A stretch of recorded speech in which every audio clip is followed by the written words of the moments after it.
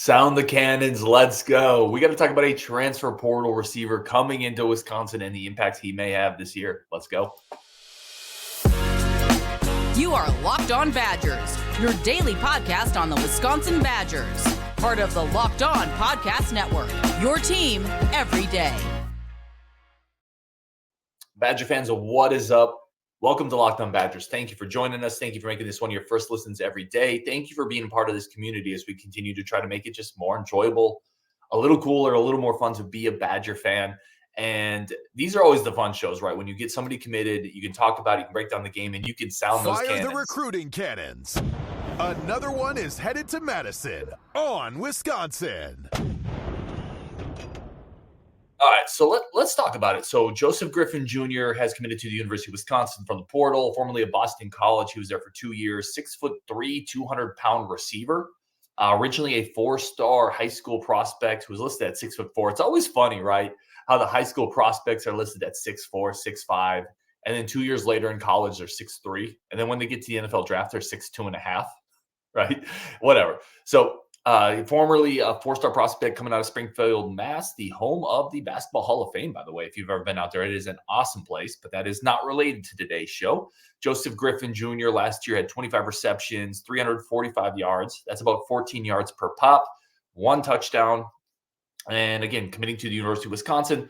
Let's talk about the game. Let's start there. So you watch film on Joseph Griffin Jr. What is he bringing into this receiver room? Well, the first one is the listed measurables, right? He's 6'3", 200 pounds. You look at the film, he looks 6'3", 200 pounds. Like sometimes that's what you bring in, right? That you bring in physical frame, you're bringing in arm length, you're bringing in catch radius, you're bringing in the ability to win 50-50 balls. When you watch the film, you see a lot of that. You see catches on the sideline with body control, catches with people around him. You see short catches, slants. He has the ability to put his body into position in front of defensive backs, box them out, get the short third down catches. Boston College used them a lot, kind of on those short slants, outs, and then they use them over the middle quite a bit, right? Where he does show the propensity and the ability to take physical contact. He plays with a level of physicality. He got rocked a couple times on film, held onto the ball, caught it, got the first down, moved the chains. He's that type of kind of physical possession receiver. I like the catch radius. I like the size. I like the ability to win one-on-one battles. I like the ability to go over the middle, take a slant, take a post, a cross, whatever it is, absorb contact, hang onto the ball. So there's a lot there to like. Some of the things that I thought on film, and again, this is a scouting report based on highlight film, right? But it does. There's not a lot of yak. There's not a lot of broken tackles after the catch. With his level of physicality, I think you'd like to see a little bit more of that. And then it's funny sometimes when you watch receivers, right? Go watch a burner. And the burner on his highlights, a lot of those catches, he's 3 yards past a cornerback, right? He's 5 yards past a cornerback. He's outran the safeties. He's wide open, and he's waiting for the ball. Most of Griffin's highlights aren't that, right? So it feels like he doesn't pull away from defensive backs necessarily. He's probably more of like a 4'6"-ish guy, 4'5" guy, a long strider, takes a little while to build speed. I don't think that's his game, the deep vertical threat, the Vinny Anthony type of guy. I think he's more the bigger physical receiver that you can line up and on 3rd and 4, and he's going to run a slant, box his guy out, catch the ball, cradle it, take the safety's contact, roll forward 7 yards, 1st and 10 Wisconsin. I think he's that type of guy. Obviously, anytime you have a 6'3" receiver, the ability to throw some type of fade or red zone action is there. There was a really nice clip of him on offense, I think against Virginia, where he was isolated on the boundary at the goal line. There was like 1st and 3, something like that. And he had a really nice foot movement, got to the outside, caught kind of a fade. So he has the red zone ability along the sidelines, ability to work the middle, kind of a possession receiver with size, I think is the mold we're looking at here. Where he fits into the roster, I think it's interesting. Obviously, Tommy McIntosh just went to the portal, but I don't think it's necessarily just McIntosh here. I think what Wisconsin's looking at, and you look at the roster, and I think the slot positions are covered, right? We've talked about the slot. You have Will Pauling coming back, who might be the best player offensively on this team, certainly the most established receiver, one of the best slot receivers, not just in the country, or not just in the Big Ten, but in the country, right? One of the best receivers in the Big Ten last year. You got him operating on the slot. I think nominally you would like to use Trech Kekahuna out of the slot. So you have these 2 slot weapons that you can line up, that you can use. The one receiver you brought in last year, Camren Johnson, again, profiles a little more as a slot guy. And it feels like that spot is pretty set, right? That spot on the Wisconsin chessboard is pretty set. But there's questions on the outside still. We've talked about it for a while. Who are the boundary receivers? Who are the vertical threats? Who are the outside guys? Is it CJ Williams? Is it Bryson Green? Is it Vinny Anthony? Is it Quincy Burrows? Right? Is it Chris Brooks, who's had some injury issues? Is it Tommy McIntosh, who's now gone? So what they're doing, I think, and this guy, Joseph Griffin Jr., has 2 years of eligibility left. It feels like they're just the old adage, and I don't mean this disparagingly, keep throwing stuff against the wall and see what sticks. I think there's an element here of that. You keep adding to a spot that you're not as established at, because in the slot, you're in a pretty good spot on the depth chart. You're in a spot with a star in Will Pauling and a burgeoning star in Trech Kekahuna. I think they feel really good there. And I think they feel good there for a while. Kekahuna's got a couple years of eligibility left. Barry Johnson, again, the jury's out there, but there's a lot of recruiting hype behind him. He's got several years of eligibility left.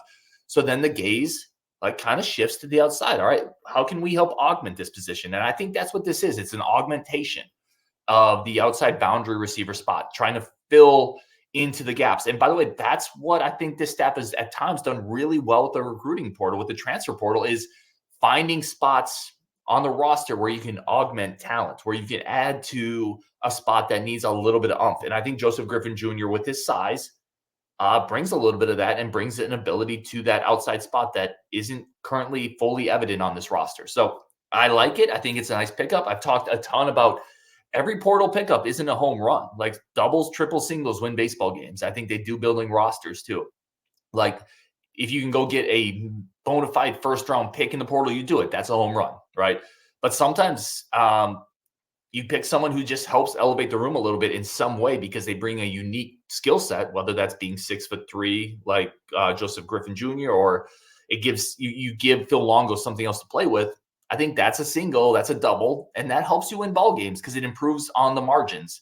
And if you improve enough across the margins, the team gets better, right? So I like it. It's a great depth pickup.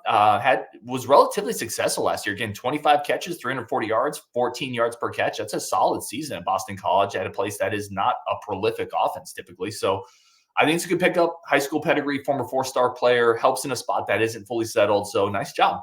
I think it's a good job by the Badger staff. All right, a couple comments from you guys, not related to this, but just related to previous shows. I always try to get these in here. This is from Matt T. Talking about our Camren Hunter background, our breakdown, myself and Coach Gauthier. He says, sounds like Hunter is best suited for the bench. His D sounds more than suspect. Come on, Freitag.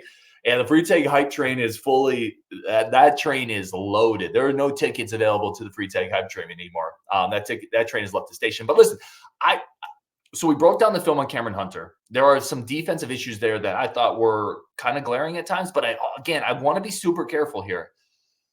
That team he was on really struggled in all facets, and he was also asked to carry the offense on that team. It's a lot to ask a younger player on a bad team and what looks like a bad defensive scheme to score the majority of their points, to be their leading scorer and their engine offensively, and also bust your butt on defense. I'm telling you, some of the clips in that Central Arkansas film, we're watching super lazy 2-3 defense. It was really weird. And then Cam would get dinged because he's rotating over, and the whole thing looked like a mess. And I would just be hesitant to say he can't play defense because he was involved in a team whose defensive ecosystem looked at times completely trash. So I wouldn't write it off yet. There are clips on Camren Hunter's film where he is manning up and playing physical and mirroring and cutting off the driving angle and then recutting off another angle on the same possession, forcing a really tough shot, getting the rebound, the outlet.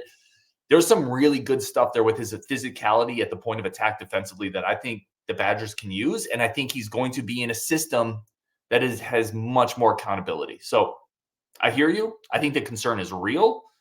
I think he needs to prove he can do it. I wouldn't write it off. This is from Jan V, good friend of the show, says, so Chucky was able to step right in, but Freitag is not.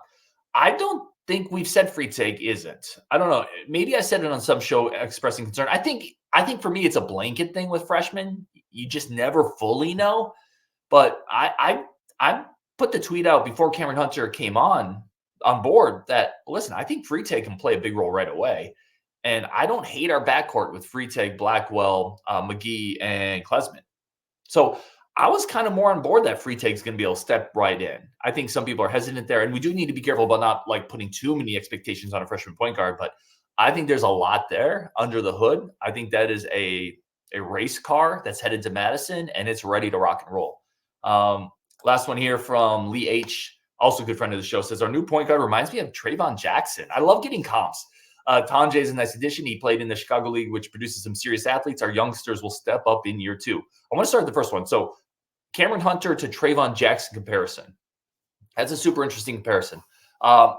Cam's a little bigger.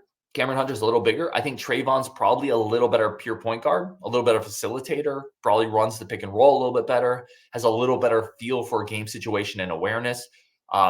Probably a little better defensively too. I think Cam Hunter is going to give you a little bit more in creative scoring, the ability to get to the free throw line.